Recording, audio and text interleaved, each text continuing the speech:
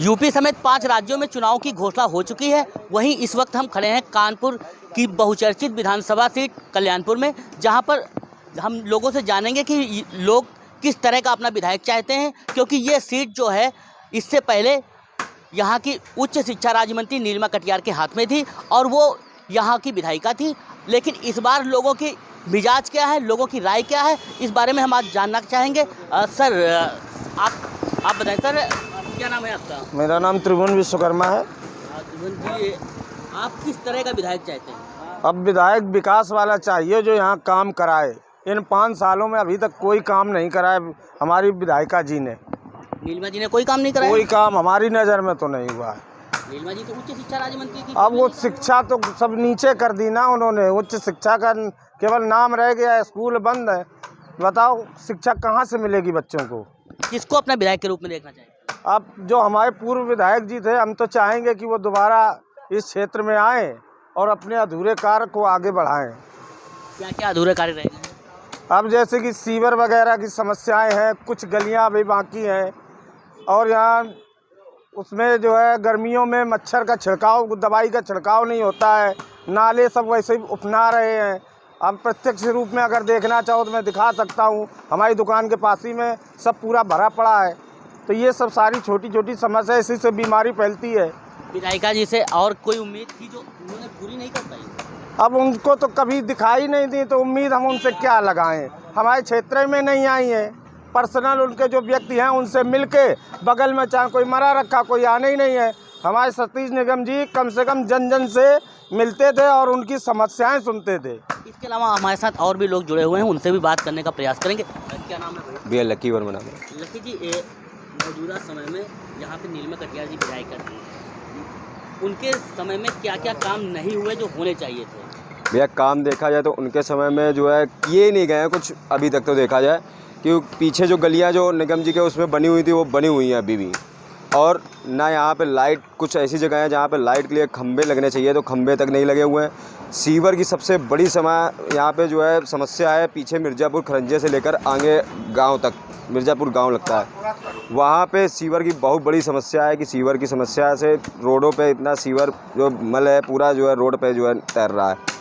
और उसको देखते हुए हम लोग ने कई बार जो है विधायक जी को, जो है विधायिका जी को हम लोग ने जो है फ़ोन भी किया कि आप एक बार, उन्होंने आश्वासन दिया कि हाँ हमारा जो है आएगा नगर निगम से कोई जो पार्षद लगते हैं, पार्षद जिसको मैंने सफाई का भी बोला तो सफाई भी नहीं करवाते हैं कभी भी। तो उनके समय में हम लोग को अभी सरकार बदलने का मौका मिले तो अच्छा ही है। अच्छा, एक चीज़ बताइए, निगम जी ने एक वादा किया है कि वो कल्याणपुर में शिक्षा का हब बना देंगे, आप कितने % संतुष्ट हैं इस बात से? नहीं, बिल्कुल है, क्योंकि 101% मैं संतुष्ट हूँ, क्योंकि उन्होंने जो वादे किए थे। कानपुर में मेट्रो लाने वाले समाजवादी सरकार के एक वही नेता थे जिन्होंने कानपुर में मेट्रो की नींव रखवाई। फिर मौजूदा सरकार बीजेपी की हुई, उन्होंने अपना हक रखने के लिए उन्होंने जो है लोकार्पण किया उसका कि मैंने जो है बीजेपी की सरकार में और मेट्रो चल गई, मगर ये गलत है। मेट्रो लाए वो, मुझे पूर्ण विश्वास है कि वो शिक्षा जगत में अच्छा जो है रुचि रखेंगे।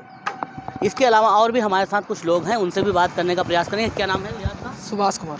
सुभाष, आप ये बताइए कि यहाँ पर क्या समस्याएं हैं मूलभूत इस समय? यहाँ पे बहुत सारी समस्याएं हैं। जैसे कि देखा जाए कि सीवर लाइन की समस्याएं हैं, पीछे बिजली के तारों की समस्याएं हैं, पीछे जाते गाड़ियाँ निकल नहीं पाती, बहुत तार नीचे लटक रहे हैं। सबसे मेन समस्या कि बिजली की समस्या, उससे दुर्घटना भी हो सकती है। ये सब सारी समस्या का देखते हुए भी नीलिमा कटियार ने को ज्ञापन दिया भी गया इस चीज़ का, मगर इन्होंने कोई बात सुनी नहीं। किसको अपना विधायक के रूप में देखना चाहिए? फिलहाल तो विधायक के रूप पे पूर्व विधायक सतीश निगम जी ने जो वादे किए वो पूर्ण किए हैं, जो वादे उन्होंने किए वो निभाए हैं। नीलिमा जी आती हैं यहाँ पे? नीलिमा जी बिल्कुल दिखाई नहीं देती। हमने तो नीलिमा जी की शक्ल भी नहीं देखी। एक बार देखा था जब वोट मांगने आई थी। इसके बाद से उनको घर जाने के लिए, देखने के लिए घर जाना पड़ता है। घर में दिखाई पड़ती हैं? घर में तो बिल्कुल छत में तैनात रहती हैं। मिलती हैं? मिलती नहीं है, नीचे उनसे दूर से बात कर लो, वो कहते हैं कोविड चल रहा है। सबसे मेन बात तो कोविड की बात है, चल रही है, ऐसे बोलते हैं कोविड चल रहा है। अभी उनकी रैलियां इधर चारों तरफ निकलती है, उसके लिए कोविड नहीं चल रहा है, और अदर पार्टी के रैलियां निकलती है तो उसे बोलते हैं उसके में कोविड चालू हो जाता है। हाँ। इसके अलावा और भी हमारे साथ लोग हैं, उनसे भी बात करेंगे। सर क्या नाम है आपका? मनोज। क्या काम करते हैं आप? मैं यहाँ पे परचून की दुकान है हमारे पास, जनरल स्टोर है। व्यापारी हैं आप? व्यापारी हैं। व्यापार उद्योग जो यहाँ पे है, लोगों का कहना है कि व्यापारिक लोगों को यहाँ काफ़ी समस्याएं हैं, टॉयलेट की व्यवस्थाएं नहीं हैं सड़क पे। बिल्कुल हमारे मतलब सभी जनसभा ने आपको बताया होगा समस्याओं के बारे में। इसमें ये बिल्कुल जायज़ बात है कि यहाँ पर जो दुकानें तो हैं काफ़ी, इस रोड पर, मेन रोड पर काफ़ी दुकानें हैं, लेकिन उनके जो जनरल समस्याएं होती हैं, जैसे कि कभी टॉयलेट करना है या कूड़ा फेंकना है या कोई चीज़ है, उस तरह की उनकी समस्या होती है टॉयलेट करने के लिए, या किसी को रात दिन में दिक्कत हो जाए किसी तरह, तो यहाँ पे कोई शौचालय या नल या हैंड पाइप तक की व्यवस्था नहीं है। इनको बेचारों को गर्मी में पानी लेने के लिए इधर उधर भागना पड़ता है। समझ लीजिए, जब गर्मी होती है तो इतनी मतलब प्यास के लिए पानी की सोचे, या किसी को इसके लिए कभी आपने प्रयास किया? नहीं, प्रयास किया, दिया गया, एप्लीकेशन तक दी गई हैं कि यहाँ इतनी क्षेत्र में कोई ना पेयजल का कोई व्यवस्था है ना शौचालय है, और व्यापारी लोग इतने सारे हैं मतलब यहाँ पे, तो पता क्या घर भागेंगे क्या उस चीज़ के लिए? कोई चीज़ काम है उसके लिए क्या घर भागेंगे? तो इसलिए तो उनका व्यापार इसलिए ढीला होता है। और कोरोना काल के कारण और नोटबंदी के कारण यहाँ पे व्यापार भी इतना धीमा हो गया है। जब व्यापार धीमा हो गया तो जो उनके अंडर में वर्कर करते हैं, 50-50 वर्कर कार्य करते हैं, उनके पास कोई रोज़गार नहीं है, तो वो बेचारे। कौन विधायक होना चाहिए?